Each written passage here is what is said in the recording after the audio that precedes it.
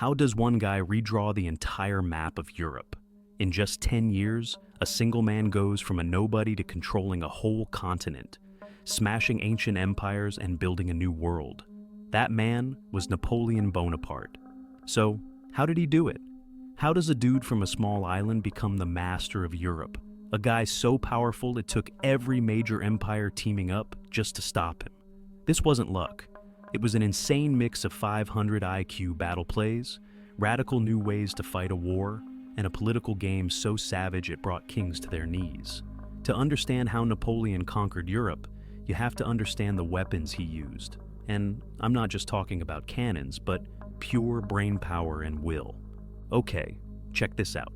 December 1705, a frozen field. Two emperors, one from Russia and one from Austria, are watching their massive army get ready to crush the new French emperor. They have more soldiers. They have him trapped. At least, that's what they think. See, Napoleon was playing them the whole time. He faked being weak, making his army look like it was about to fall apart. He even gave up the best spot on the battlefield, the Pratzen Heights, just to bait them. The Allied generals saw an army about to die, a perfect chance to win the whole war. What they didn't know is that Napoleon wasn't just playing their game. He had spent years rewriting the rules of war, and he was about to unleash his masterpiece. This was the Battle of Austerlitz, the battle that would make him a legend. To get the guy who pulled off Austerlitz, you have to go back to the total chaos that made him, the French Revolution. Born in Corsica in 1769, Napoleon Bonaparte was a guy with insane talent and even bigger ambition, and he was built for these crazy times. The revolution had just destroyed France's old social ladder, getting rid of all the special treatment for the rich. For a young, talented, but basically unknown guy like Napoleon, this was the opportunity of a lifetime. The old rules were gone. Now, you moved up because you were good, not because of your family name. And in the world of war, Napoleon was really good. He got his first taste of fame in Italy. In 1796, they gave him the French Army of Italy. And it was a total mess. No morale, no supplies, basically a lost cause. What he did next completely stunned Europe. He just didn't fight like other generals. While his enemies moved their armies like slow, predictable chess pieces, Napoleon moved with insane speed. He launched these super fast, decisive campaigns, hitting his enemies hard and fast before they knew what was happening. He'd make them reveal their plan, then he'd launch a devastating attack on their weakest spot. His army lived off the land, which meant no slow supply wagons, letting them cover huge distances at a shocking pace. In what felt like a flash, with winds like Montenotte and Lodi, he smashed the Sardinian and Austrian armies and took northern Italy for France. In less than a year, this nobody was calling the shots and telling the ancient empires of Europe what to do. These military wins made him a superstar back in France. He was the popular war hero in a country that desperately needed stability after all the chaos. He led a campaign in Egypt, and even though it was kind of a strategic mess, mostly because the British Navy smashed his fleet, his wins on land, like at the Battle of the Pyramids, only made his legend bigger. He came back to France in 1799, more popular than ever, right when the government, called the Directory, was collapsing. Napoleon knew this was his moment. Backed by the right people, he pulled off a coup on November 9th, 1799. He kicked out the old government and set up a new one, the consulate, with himself as the boss, the first consul. On paper, it looked like a republic, but really, it was a dictatorship. And the French people, who were tired of the chaos, mostly loved the stability. He launched a ton of reforms, created a central government, and made the Napoleonic Code, a single set of laws for everyone. It was this crazy combination of total control and revolutionary ideas. But his power wasn't just built on laws, it was built on winning. In 1800, he did the impossible again. He crossed the Alps into Italy, completely surprised the Austrians, and beat them at the Battle of Marengo. It was a tough fight, but the win locked down his power back home. By 1804, his power was absolute.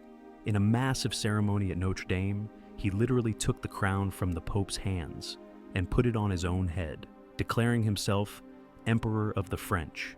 The obscure officer from Corsica was now the most powerful man in France.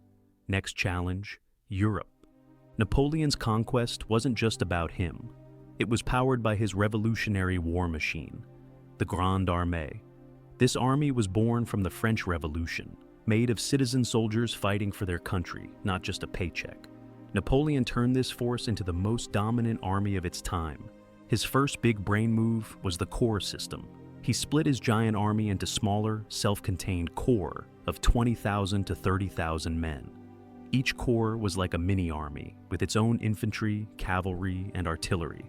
This let the Grande Armée march separately, spread out, and live off the land, but then, bam, come together on the battlefield to fight as one massive force. It gave him insane flexibility and speed that constantly confused his enemies, who could never guess where the real attack would hit. Second, he was a master of using all his forces together. Napoleon started as an artillery officer, and he knew how to use a massive number of cannons to blast a hole in the enemy line before his infantry and cavalry charged in to finish them off. He didn't just line his guns up, he created grand batteries that would unleash a terrifying storm of fire on one critical point in the enemy line. Third was his master strategy, movement and deception. Napoleon's goal was always to have one giant, decisive battle that would completely annihilate the enemy army and crush their will to fight. He became a master of the strategy of the central position. When he was facing a bigger enemy force, he would shove his army right between them. He'd use a small part of his army to hold one enemy in place, while he used the rest to crush the other. Then, he could turn around and defeat the first army. It was classic divide and conquer, but on steroids and done with unreal speed. And that brings us back to that frozen field at Austerlitz in 1805. Napoleon was up against the combined armies of Austria and Russia, the Third Coalition. He was outnumbered with like 68,000 of his guys against almost 90,000 of theirs. He brilliantly faked weakness, baiting them into attacking his right side, which he had intentionally made look weak. As the Allies stretched out their lines to smash what they thought was a retreating army, they left their own center wide open. It was a trap. At the perfect moment, Napoleon unleashed a hidden corps in a massive assault straight up the now defended heights. The Allied center was shattered. The French army then swung around and hit the enemy from behind. What was supposed to be a day of glory for two emperors turned into a complete and utter disaster. Austerlitz is literally Napoleon's masterpiece. It didn't just win a battle, it destroyed the Third Coalition and made him the undisputed military master of the continent. With his military dominance secured, Napoleon started dominating politically. He wasn't just a conqueror, he was an empire builder. He got rid of the 1,000-year-old Holy Roman Empire and replaced it with the Confederation of the Rhine, a bunch of German states loyal to him. He expanded France's borders, grabbing land in the Netherlands, Germany, and Italy. In the lands he didn't rule directly, he put his family and loyal friends on thrones. His brother Joseph became king of Spain, Jerome became king of Westphalia, and his brother-in-law Murat became king of Naples. It was a smart move that looked like independence, but kept these states completely under his control. He even signed a treaty with Russia on a raft in the middle of a river, carving up Europe and turning old enemies into temporary allies. But one enemy was always out of his reach: Great Britain. Safe behind the English Channel and protected by its insane Royal Navy, Britain was untouchable.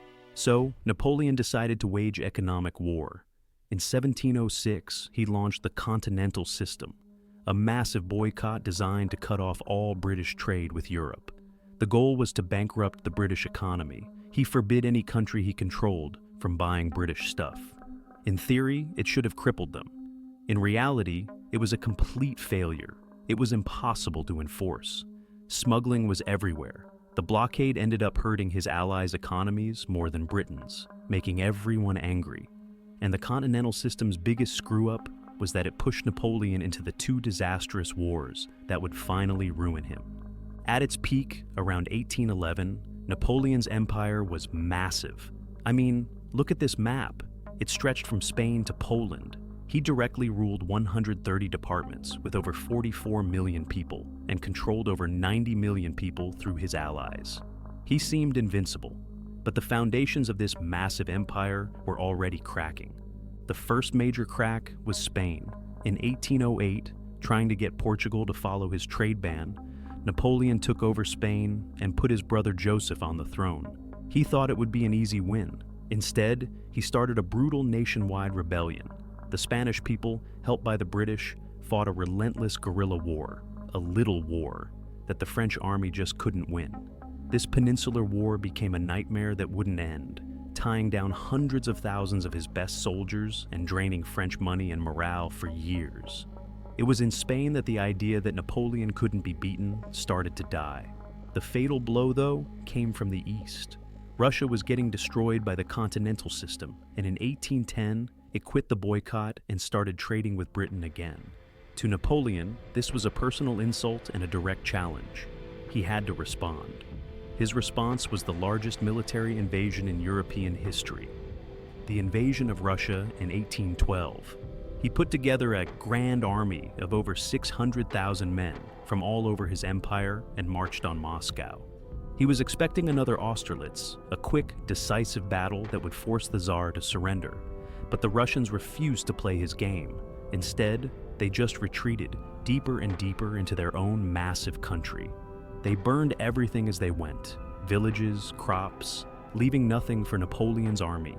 His supply system, which was made for short wars, completely collapsed.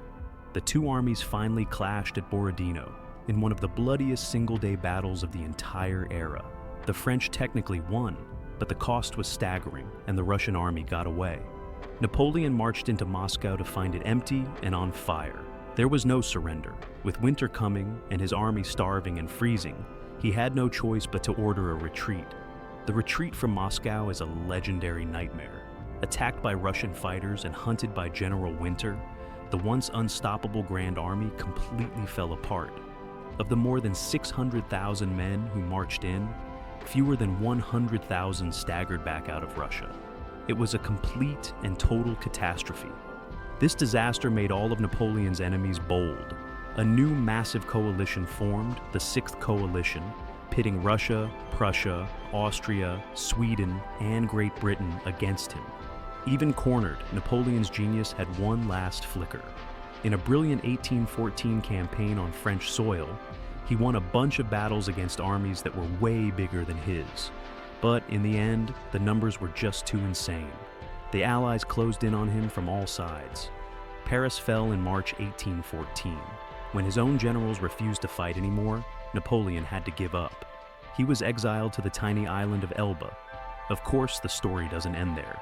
He made one last, incredible gamble, escaping from Elba in 1815 and returning to France for what's known as the 100 Days.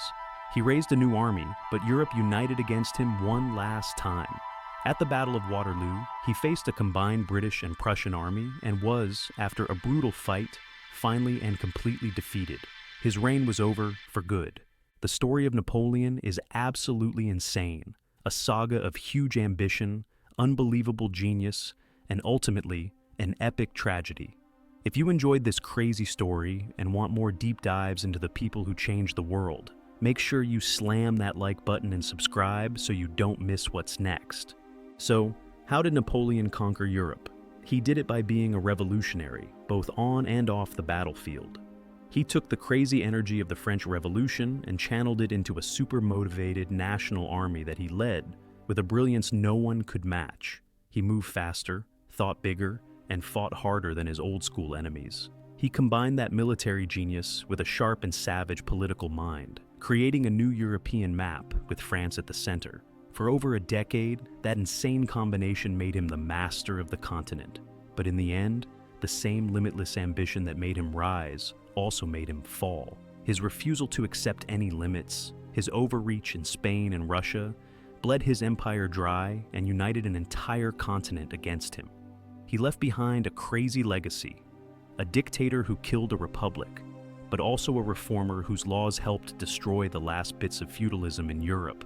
He was a conqueror and a modernizer, a hero and a tyrant. But above all, he was a guy who single-handedly bent history to his will.